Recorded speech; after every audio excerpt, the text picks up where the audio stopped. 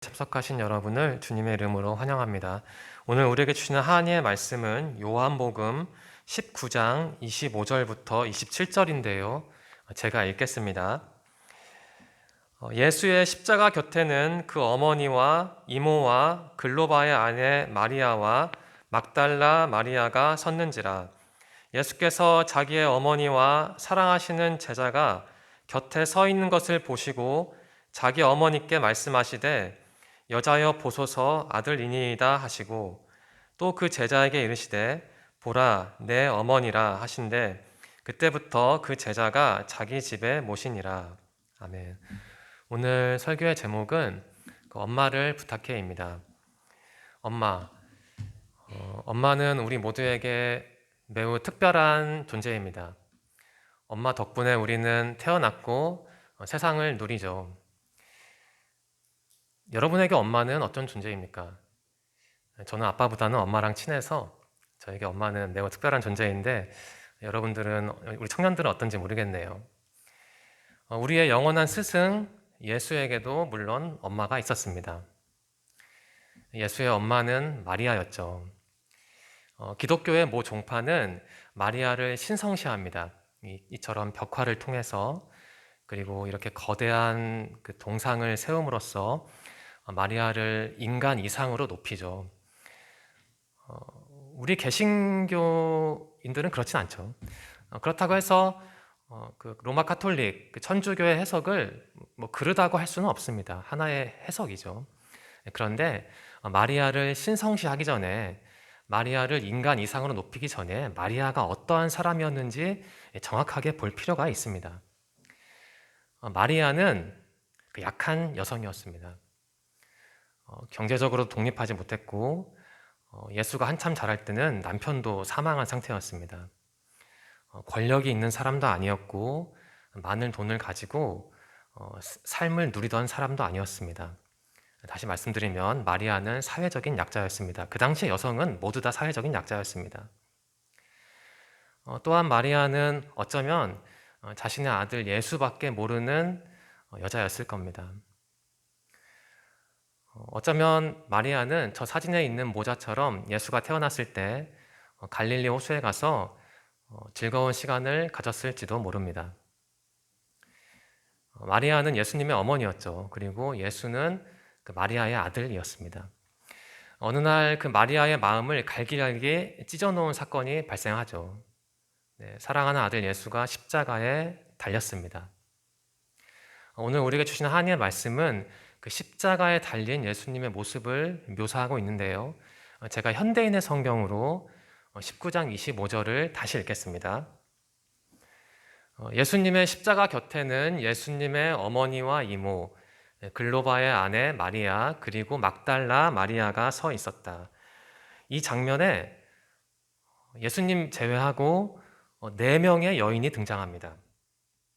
살펴볼까요? 마리아, 어머니 마리아가 나오죠. 그리고 예수님의 이모가 나옵니다. 오늘 말씀에는 기록되지 않았지만 예수님의 이모는 살로메죠. 그 다음에 글로바의 아내 또 마리아가 나오고 마지막으로 막달라 마리아가 나옵니다. 막달라 마리아는 그 7 귀신에 시달린 사람이었는데 예수님이 치유해 준 사람이죠. 그리고 바로 그 이 요한 복음의 저자라고 알려진, 전통적인 해석에 따르면 요한복음의 저자라고 알려진 요한이 등장합니다. 그럼 이러한 질문을 할 수 있습니다. 예수님에게는 형제가 있었거든요. 그렇다면 그 형제들은 다 어디 갔을까? 왜 예수님이 죽음을 앞둔 그 자리에 예수님의 형제는 없었을까? 이러한 질문을 할 수 있습니다. 어떤 사람은 이렇게 정리를 하네요. 예수님의 형제는 예수님에 대해 회의적이었고 그래서 아마도 가버나움에 남아 있었을 것이다. 가버나움은 갈릴리 호수에 인접한 도시입니다. 아마도 예수님의 형제들은 예수님을 그리 좋아하지 않았던 것 같아요. 그래서 예수님이 돌아가신 자리에도 오지 않았던 것 같습니다. 제가 현대인의 성경으로 19장 26절과 27절 읽겠습니다.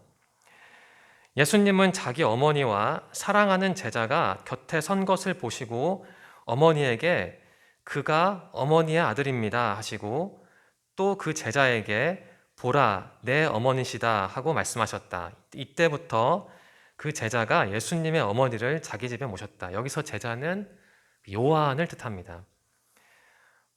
굉장히 그 독특한 장면, 죄송합니다. 단어를 바꾸겠습니다. 좀 특이한 장면입니다. 예수님이 자신의 제자 요한에게 요한을 보시면서 보라, 이 마리아, 내 어머니가 너의 어머니다라고 말씀하셨고, 그리고 그 어머니에게 어머님, 이 요한이 당신의 아들입니다. 지금 이 말을 하는 겁니다. 네, 한번 해설을 해볼까요? 예수님에게는 앞에서 말씀드린 것처럼 형제가 있었습니다. 그런데 자신의 어머니를 그 형제에게, 자신의 어머니의 노후를 형제에게 부탁한 게 아니라 그 요한에게 부탁을 했죠. 여기서 우리가 한 가지 그 교훈을 얻을 수 있습니다. 예수님에게는 물론 혈육도 중요했겠지만 그 신앙의 가족이 더 소중했습니다. 또 이것도 살펴볼까요? 네. 교회라는 그리스도의 더 큰 가족 내에서 신자들은 혈족보다 더 소중한 가족일 수 있다. 어떤 신학자는 이렇게 정리를 하네요. 예수님의 죽음과 관련해서 그 가족 중심주의라는 그 독특한 전통을 가진 한국 사람들에게 가족보다 더 소중한 게 교회라는 그리스도 공동체다 이런 말이 잘 다가오지 않을 수도 있는데요. 또 오늘날 한국 사회에서도 가족이 많이 해체되고 있지 않습니까? 또 가족이라는 의미도 퇴색하고 있는데 그 예수의 죽음 그리고 예수님이 돌아가실 때 그 자신의 제자에게 어머니의 노후를 맡긴 그 장면을 머릿속에 담아둔다면 이 신학자의 저런 정리가 좀 잘 이해될 겁니다. 예수님의 부탁을 받은 요한은 예수님의 어머니 마리아를 자신의 어머니처럼 잘 모셨습니다. 그 마리아에 관한 설이 두 가지가 있습니다. 그 죽음에 관한 설이죠. 예수님이 돌아가신 다음에 마리아는 요한과 함께 에베소, 그러니까 오늘날 터키죠. 터키로 이동했고 거기서 삶을 마감했다라는 설이 있고 또 다른 설은 예수님 사후 11년에 예루살렘에서 죽었다 이러한 설도 있습니다. 근데 어느 게 맞는지 누구도 결정하진 못했고 저도 고민을 해봤는데 잘 모르겠더라고요. 여러분 나름대로 한번 생각을 해보시기 바랍니다. 한번 정리를 해볼까요? 예수님은 돌아가시는 자리에서 자신의 어머니 마리아를 위한 생계 대책을 마련을 했습니다. 자신의 제자 요한에게 내 어머니의 노후를 부탁한다라고 말씀하셨죠. 마리아에 대한 예수님의 긍휼은 우리에게 어떠한 의미로 다가옵니까? 우리도 예수님처럼 우리의 연로한 부모를 돌봐야 한다는 것이죠. 예수님은 아들로서의 마지막 노력으로 어머니에게 깊은 애정을 보이셨고 또 어머니의 노후를 걱정했습니다. 죽음. 우리는 예수님의 죽음을 1차적으로 우리를 위한 죽음 그리고 예수님의 부활과 연관지어 생각을 해야 합니다. 그런데 기독교 신학에 따르면 예수님은 온전한 신일 뿐만 아니라 또 온전한 인간입니다. 오늘 우리에게 주신 하나님의 말씀에 나온 예수님의 죽음은 그 인간 예수님의 죽음으로 우리가 한번 압축해서 제한적으로 이해해도 될 것 같습니다.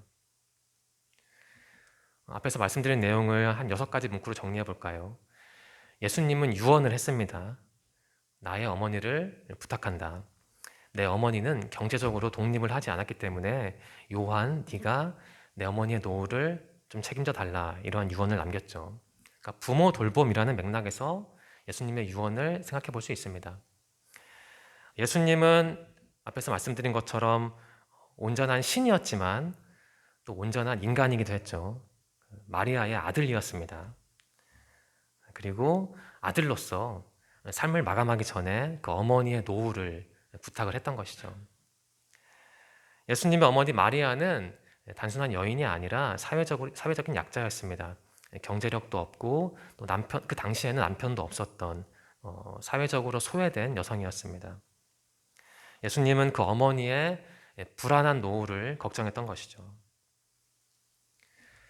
저는 예수의 엄마 마리아를 그 오늘날의 노인과 겹쳐서 생각하고 싶습니다. 둘 다 사회적인 약자죠. 누구나 인생길을 시작하면서 밝은 태양빛을 보면서 인생길을 시작을 합니다. 우리의 부모도 한때는 어린아이였죠. 사랑받고 보호받는 어린아이였습니다. 그런데 그분들의 삶에도 어둠이 내린 거죠.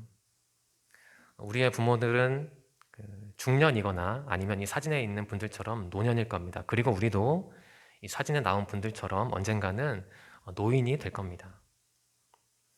오늘날 한국 사회 노인의 현실을 한번 단편적으로 살펴볼까요? 제가 4가지 뉴스 타이틀을 보여드리겠습니다. 작년에 게시된 인터넷 뉴스입니다. 이러한 타이틀이 있네요. 20년 뒤 3명 중 1명은 한국 사회 대한민국 국민 3명 중 1명은 노인이 된다고 합니다. 노인 그러니까 65세 그 사람을 뜻하죠. 한국은 고령화 속도가 가장 빠른데 그 노인 빈곤율은 OECD 국가 중에 1위라고 합니다. 또 다른 뉴스 타이틀을 볼까요? 한국 사회 노인 10명 중 3명만 국민연금에 가입을 했고 그리고 가입한 사람들마저도 수령할 수 있는 국민연금은 월 평균 53만 원에 불과하다고 합니다. 또 다른 뉴스 타이틀을 볼까요? 국내 노인 65살 인구 중 노인 빈곤율은 그 OECD 평균 3배라고 합니다. 정말 심각한 거죠. 또 다른 타이틀을 볼까요? 한국 사회 은퇴를 앞둔 50대 중 8%만 그 연금으로 노후 생활을 할 수 있는 수준이라고 합니다. 그 OECD 국가 중 그 한국 노인의 빈곤율은 1위입니다. 이러한 암울한 진단을 좀 상징적으로 보여주는 장면이 저는 폐지를 줍는 노인이라고 봅니다. 그 지방에 살 때는 그 폐지를 주는 노인을 저는 많이 못 봤거든요. 근데 서울에 와서 참 많이 봤습니다. 바로 옆에 차가 지나다니는데도 불구하고 특히 리어카를 끌고 폐지를 주는 노인을 볼 때마다 인간으로서 그리고 교역자로서 저는 참 표현하기 어려운 감정을 느낍니다. 대한민국은 참 잘 사는 나라입니다. 세계 10대 경제 대국이고 부유한 나라입니다. 의료 체계도 정말 좋죠. 외국에서 조금이라도 생활한 사람은 대한민국을 두고 함부로 여기는 100% 순수한 헬조선이다 이런 말을 못할 겁니다. 적어도 주거비나 의료비 측면에서 보자면 한국은 미국보다 좋은 나라입니다. 그렇지만 분명히 그 이면이 있죠. 한국 사회도 이면이 있습니다. 이 사진은 미국 언론 매체인 NPR 뉴스가 수년 전에 게시한 신문 기사에 실린 사진입니다. 반포에 있는 모 천주교 교회 앞에 그 노인분들이 길게 줄을 지어 서 있죠. 코로나 전 상황입니다. 이 교회는 매주 특정한 날에 주일인지 무슨 날인지 모르겠습니다. 기사에 나오지 않아서 매주 특정한 날에 교회를 방문한 노인들에게 약간의 돈을 준다고 합니다. 매주 수백 명이 모였다고 하네요. 그 돈을 받기 위해서. 이게 우리 사회, 우리 한국 사회의 노인의 그 현실을 압축적으로 또 어찌 보면 좀 비참한 장면인데 농축해서 보여주는 장면입니다. 이처럼 한국 사회의 노인은 참 외롭고 쓸쓸합니다. 마리아가 바로 한국 사회의 노인과 비슷한 현실을 살았습니다. 어찌 보면 마리아는 그 한국 사회 노인들보다 더 어려운 상황을 살았습니다. 왜냐하면 지금은 노인 복지라는 개념도 있고 또 인권이라는 개념도 있고 기본적인 사회 보장 제도가 있지만 마리아 당시에는 노인은, 여성은, 사회적인 약자는 자기 힘으로 살 수가 없었습니다. 그래서 예수님이 그 어머니의 그 약한 어머니를 두고 자신의 제자에게 그 어머니의 노고를 부탁했던 것이죠. 그 마리아의 모습을 머릿속으로 상상하시면서 고르반 개념을 잠깐 살펴보고자 합니다. 그 예수님 당시에는 고르반이라는 전통이 있었습니다. 그러니까 전통은 아니고 편법이죠, 어떻게 보면. 이 고르반이라는 단어는 히브리어 코르반의 헬라어, 그리스어 음역입니다. 이 코르반은 하나님께 드리기 위해 구별된 예물을 뜻합니다. 원래 의미는 하나님께 바친 그 헌물을 뜻합니다. 구약시대 후기에는 어떤 사람이 하나님께 헌물을 바치면 누구도 그 헌물을 인간적으로 사용할 수가 없다는 금지 조항이 있었습니다. 그런데 신약시대에 와서 바리새인들이 이 조항을 악용을 했습니다. 어떻게 악용을 했냐면 부모를 부양하는 의무를 회피하는 수단으로 이 고르반 전통을 악용을 했습니다. 구체적으로 설명해 드리면 그 유대 전통 내에서는 만일 제가 제 부모님의 노후를 보장하기 위해 마련한 돈이 있다면 이것을 고르반이라고 선언할 수 있었습니다. 그러니까 이 돈은 하나님께 드리는 헌물입니다라고 선언을 할 수 있었습니다. 이렇게 선언을 하면 저는 그 돈을 제 부모를 위해 사용하지 않아도 됩니다. 달리 말하면 저는 제 부모를 위해 제 부모의 노후를 위해 어떠한 일을 할 필요가 없습니다. 좀 이해가 되시겠죠? 그러니까 바리새인들이 부모를 위해 마땅히 써야 할 돈을 쓰지 않기 위해서 그 부모 부양의 의무를 회피하기 위해서 그 돈을 고르반이라고 선언했던 겁니다. 하나님께 바치는 헌물이라고요. 그런데 제대로 바치지 않고 일부만 바쳤던 것 같습니다. 그렇다면 나머지는 바치지 않은 돈은 자신의 개인 재산이 되는 거죠. 정리를 하면 어떤 돈을 고르반이라고 선언을 하면 부모 부양의 의무도 회피할 수 있고 돈도 모을 수 있는 거죠. 바리새인들이 저렇게 살았던 겁니다. 이 고르반 전통을 비판한 예수님의 모습이 담긴 그 마가복음의 말씀을 제가 읽어드리겠습니다. 마가복음 7장 10절에서 13절인데요. 현대인의 성경을 읽겠습니다. 모세는 내 부모를 공경하라 하였고 또 부모를 저주하는 사람은 반드시 죽여야 한다고 하였다. 그런데 여기서 너희는 바리새인들을 포함합니다.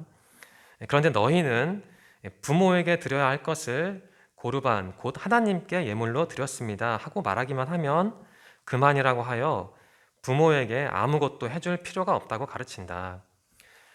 너희는 그런 전통으로 하나님의 말씀을 헛되게 하였으며 이 밖에도 그와 같은 짓을 많이 하고 있다. 이 말씀을 한 배경을 간단히 설명해 드리겠습니다. 어느 날 예수님의 제자 중 몇 명이 손을 씻지 않고 아마 정신없이 식사를 했습니다. 배고팠던 거죠. 그 바리새인들과 서기관들이 그 장면을 보고 예수님께 질문을 합니다. 예수님, 왜 당신의 제자들은 손도 씻지 않고 밥을 먹습니까? 그 당시 그거는 그 전통에 어긋났거든요. 그때 예수님이 화가 나셔서 그 말씀을 하죠. 너희들은 내 제자가 손을 씻지 않고 식사를 한다고 뭐라고 하는데 내가 볼 때 진짜 문제 있는 사람은 너희 바리새인이다 라고 말씀하시면서 이 고르반 전통을 지적하는 겁니다. 바리새인들이 이 고르반을 통해 부모 부양의 의무를 회피하고 돈을 축적한 그 불법의 모습을 예수님을 지적을 한 것이죠. 그 바리새인들은 그 십계명을 지키지 않았습니다. 기독교 윤리학에 따르면 십계명 1번에서 5번, 4번까지는 대신 윤리라고 합니다. 하나님과 인간 사이의 윤리인 거죠. 나머지 5번에서 10번은 대인 윤리라고 합니다. 그러니까 인간 대 인간의 윤리인 거죠. 이 대신 윤리의 시작, 그러니까 1번 계명을 여러분이 잘 아실 겁니다. 나 외에는 다른 신을 섬기지 말라. 그리고 이 대인 윤리의 시작, 5번 윤리의 내용도 여러분이 잘 아실 겁니다. 당신의 부모를 공경하라. 어떤 연관성이 느껴지지 않습니까? 대신 윤리의 1번, 하나님을 공경하라, 하나님만을 공경하라. 그리고 대인 윤리의 1번, 부모를 공경하라. 어떤 연관성이 느껴지지 않나요? 십계명을 머릿속에 담아두고 또 다른 신문 기사 하나를 간단히 살펴보겠습니다. 작년에 국내 인터넷 매체가 인터넷에 게시한 신문 기사에 실린 사진입니다. 그 탑골 공원에 그 모여있는 한국 그 노인들을 찍은 사진이네요.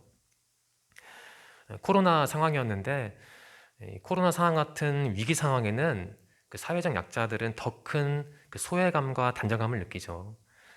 그래서 그 단절감, 그 외로움을 좀 달래보기 위해서 그 많은 노인들이 이렇게 탑골 공원에 모여 있는 장면을 찍은 사진입니다. 만일 한국 사회 그리스도인들 중 적지 않은 사람들이 십계명의 5번 윤리를 잘 실천했다면 그 탑골 공원에 모이는 노인의 숫자는 이보다는 훨씬 적지 않을까라는 생각이 들었습니다. 몇 가지 질문을 던져보겠습니다. 첫 번째 질문입니다. 혼자 남겨질 어머니를 위해 생계 대책을 세운 예수님의 그 마음을 나만의 언어로 이해한다면 어떨까? 여러분 어떻습니까? 예수님의 마음을 여러분만의 언어로 어떻게 표현할 수 있을까요? 예수님 당시의 여성은 독립적인 존재가 아니었습니다. 지금과는 다릅니다. 뭐 지금이야 구직도 할 수 있고 마음 먹으면 능력이 되면 혼자 살아갈 수 있지만 예수님 당시의 여성들은 남자에 의지해서 살아야 했습니다.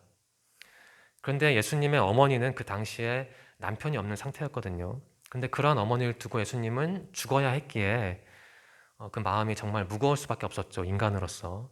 그러한 예수님의 마음을 여러분만의 언어로 한번 정리해 보시기 바랍니다. 두 번째 질문입니다. 10계명의 5번 계명, 내 부모를 공경하라를 내가 실천하는 구체적인 방식은 무엇인가? 오늘 설교의 맥락을 좀 좁히면 부모를 공경한다는 건 말로만 하는 게 아니라 그 물질로 하는 것이죠. 어찌 보면은 부모를 섬긴다는 건 말로만 하는 게 아니죠. 부모를 사랑한다는 건 내가 가진 에너지를 투자한다는 거죠. 제가 제 부모를 나름대로 공경하는 방식은 약간의 용돈을 드린 겁니다. 저는 서울에서 직장 생활을 시작하면서부터 부모님에게 용돈을 조금씩 드리고 있는데 큰 돈은 아니고 그게 제 나름대로 부모님을 공경하는 방식입니다. 요즘은 좀 생각이 바뀌어서 또 꼭 부모를 공경한다는 게 물질을 많이 드린 것은 아니다라는 생각이 들기도 합니다. 내가 신앙생활을 잘하는 것도 어찌 보면은 부모를 공경하는 게 아닐까라는 생각이 드는데 중요한 것은 부모 공경에는 그 물질적인 요소가 포함되는 것 같습니다. 저는 그렇게 생각하는데요. 여러분들 나름대로 내가 내 부모를 어떻게 공경하면 좋을까? 10계명의 5번 계명을 어떻게 실천하면 좋을까? 그거 고민해 보시기 바랍니다. 세 번째 문제의식은 이겁니다. 한국 사회 노인 문제를 해결하기 위해 여러 제도와 정책이 필요할 텐데 이와 더불어 교회가 그리고 신앙인으로서 내가 담당할 수 있는 영역은 무엇인가? 교회는 독립된 공동체입니다. 하지만 교회는 고립된 집단은 아닙니다. 교회는 사회 속에 존재하죠. 교회는 교회는 실천해야 할 사회 윤리를 가지고 있습니다. 여러분은 어떻게 생각하시나요? 우리가 교인으로서 그리고 교회 구성원으로서 그 사회를 위해 무언가를 해야 하는데 이 노인 문제를 해결하기 위해서 한국 교회가 그리고 한국 교회 구성원인 내가 어떠한 일을 할 수 있을까? 만약 할 수 있다면 그게 무엇인지 나름대로 고민해 보시면 좋을 것 같습니다. 마지막 질문입니다. 10계명을 염두에 두고 하나님과 나의 관계, 부모 혹은 노인과 나의 관계, 그 두 관계 사이에 어떤 연관성이 있다고 생각하는가? 저는 묵상해 본 결과 연관성이 있는 것 같습니다. 대신 윤리의 시작 1번 계명과 대인 윤리의 시작 5번 계명이 어찌 보면 비슷하지 않습니까? 저는 그렇게 해석을 했는데요. 우리 청년들은 어떻게 이해하는지 궁금합니다. 나름대로 내가 하나님을 섬기는 사람인데 내가 부모님을 섬기는 것과 하나님을 섬기는 것 사이에 어떠한 연관성이 있을까 고민해 보시면 좋을 것 같아요. 네, 엄마를 부탁해라는 제목으로 요한복음 19장 25절부터 27절 말씀을 같이 나누었습니다. 예수님은 신이었지만 동시에 인간이었습니다. 십자가 위에서 돌아가셨죠. 그 마리아는 아들 예수의 죽음을 지켜봐야 했습니다. 예수님은 죽기 전에 자신의 제자에게 어머니의 노후를 부탁을 하셨죠. 왜냐하면 마리아가 그 사회적인 약자였기 때문입니다. 마리아의 모습을 현대적으로 이해하면은 그 반포에 있는 모 천주교 교회 앞에 줄을 길게 선 노인들을 생각하시면 됩니다. 그리고 탑골 공원에 모인 외로움을 달래기 위해서 탑골 공원에 모인 그 노인분들을 생각하면 됩니다. 약간의 돈을 받기 위해 교회를 방문한 노인도 사회적 약자이고 또 일반화해보자면 탑골 공원에 가야만 하는 한국 사회 노인들도 사회적인 약자일 겁니다. 한국 사회는 분명히 잘 사는 사회이고 또 풍요로운 사회이지만 그 이면이 있습니다. 우리 사회에는 많은 노인이 있는데 적지 않은 분들은 그 소외와 빈곤에 시달리고 있죠. 금전적으로, 신앙적으로, 또한 정신적으로 소외되어 있고 빈곤한 대상이 바로 한국 사회 노인입니다. 여러분들이 이러한 노인을 위해서 어떠한 일을 할 수 있을까? 고민해 보면 좋을 것 같습니다. 그리고 그 고민의 토대, 모델을 예수님으로 삼으면 될 것 같습니다. 제가 오늘 우리에게 주신 하나님의 말씀을 현대인의 성경으로 다시 읽겠습니다. 예수님의 모습을 상상하시면서 그 어머니를 향한 예수님의 마음을 상상하시면서 한번 들어보시기 바랍니다. 예수님의 십자가 곁에는 예수님의 어머니와 이모, 글로바의 아내 마리아, 그리고 막달라 마리아가 서 있었다. 예수님은 자기 어머니와 사랑하는 제자가 곁에 선 것을 보시고 어머니에게 그가 어머니의 아들입니다 하시고 또 그 제자에게 보라 내 어머니시다 하고 말씀하셨다. 이때부터 그 제자가 예수의 어머니를 자기 집에 모셨다. 사실 우리 시대 청년들의 삶이 결코 녹록지 않습니다. 어찌 보면 자기 자신의 인생을 감당하기에도 버거울 수 있는데 그러한 청년들에게 부모님의 노후도 한번 생각해 보십시오. 이런 요청을 드리는 게 사실 교역자로서 좀 부담스럽기도 합니다. 하지만 우리는 단순한 청년이 아니라 그 기독교 청년이지 않습니까? 예수님을 섬기는 그러한 점에서 예수님의 모습을 생각해 보시면서 내가 어떻게 내 부모를 공경할 수 있을까? 그리고 가능하면 내가 어떻게 하면 우리 부모의 노후를 조금 더 부드럽게 만들 수 있을까? 고민해 보는 것도 괜찮을 것 같아요. 이번 주 요한복음 19장의 말씀을 깊이 묵상하시고 내가 부모를 공경하는 방식이 무엇인지 고민해 본다면 하나님께서 여러분들에게 주시는 풍성한 교훈과 신앙적인 메시지를 누릴 수 있을 거라 생각합니다. 이번 주 요한복음 말씀을 통해 그 예수님의 마음, 어머니를 향한 예수님의 마음을 깊이 이해하는 여러분들이 되시기를 소망합니다. 기도드리겠습니다. 하나님 감사합니다. 오늘도 저희들에게 생명을 주시고 또 교회에 나와 주님께 예배드릴 수 있도록 인도해 주셔서 감사합니다. 하나님 오늘 우리는 요한복음의 말씀을 통해 자신의 어머니 마리아를 깊이 사랑하고 마리아를 위한 생계 대책을 세운 예수님의 모습을 봤습니다. 우리에게는 모두 부모가 있습니다. 우리의 부모는 나이가 들수록 약해집니다. 하나님 우리가 예수님의 마음, 예수님의 모습을 깊이 묵상함으로써 내가 나의 나이든 부모를 위해 무엇을 해야 하는가라는 질문을 깊이 고민할 수 있는 힘과 지혜를 허락하여 주옵소서. 이번 주도 인도하신 주님 감사합니다. 새로운 한 주가 시작합니다. 우리 청년들의 몸과 마음과 영혼의 건강을 지켜주시고 다음 주에도 이 자리에 다 같이 모여 주님께 기쁨의 예배를 올려드릴 수 있도록 인도하여 주옵소서. 함께 하실 것을 믿으며 예수님의 이름으로 감사하며 기도드립니다. 아멘.